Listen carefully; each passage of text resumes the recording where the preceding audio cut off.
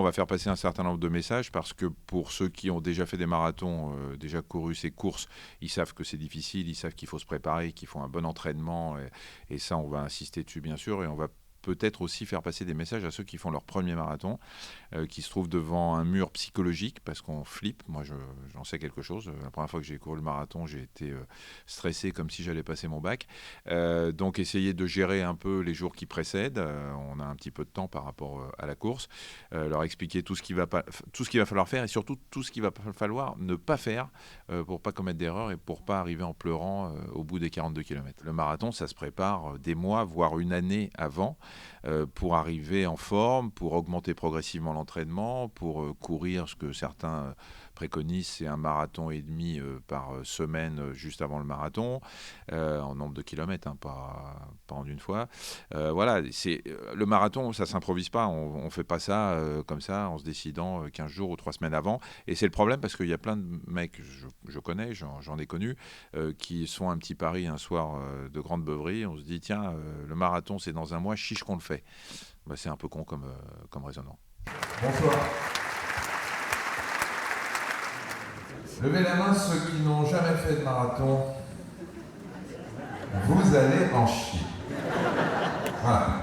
Est-ce que c'est raisonnable ou pas du tout, ou il faut renoncer complètement au marathon si on peut courir juste une fois par semaine? Bah, moi je renoncerais.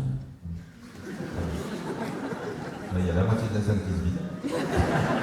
Je pense que comme tout le monde, vous êtes étiré avant ou après, surtout parce qu'on se met comme ça pour tirer sur des muscles qui ont souffert pendant la course. Et alors, on a fait ça pendant des décennies quand même. Hein, et puis un jour, on nous a dit, oulala, vous finissez par traumatiser vos muscles encore plus que la course. C'est-à-dire que vous faites des micro-lésions à force de tirer sur les muscles. Alors, il faut s'étirer, il ne faut pas s'étirer. Bah, quand on est très âgé, il vaut mieux s'échauffer. On n'aime pas se la ramener, mais quand même, tous les mecs au boulot sont au courant.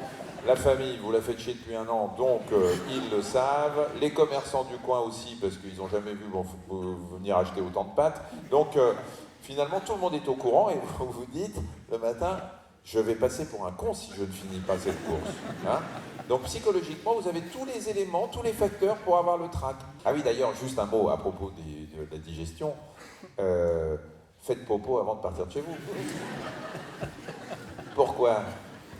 Parce qu'il va y avoir la queue. Oui. Hein, ils installent des petites... comment vous appelez ça à Nantes? Des guérites. Des guérites avec des quinettes. Et vous allez voir, dans les guérites, il y a la queue. Surtout, mesdames, faites pipi avant de partir de chez vous. Hein, et partez au dernier moment. C'est assez drôle, il communique avec son public et il était marrant. Donc moi qui suis pas du tout dans l'optique de faire un marathon ou même dans l'optique de commencer à courir, je trouvais ça plutôt sympa. Je suis pas du tout dans le milieu et j'ai bien aimé. Bah moi c'est surtout sur l'alimentation ou même sur l'équipement. Et c'est vrai qu'il a bien expliqué, il a donné des bons conseils.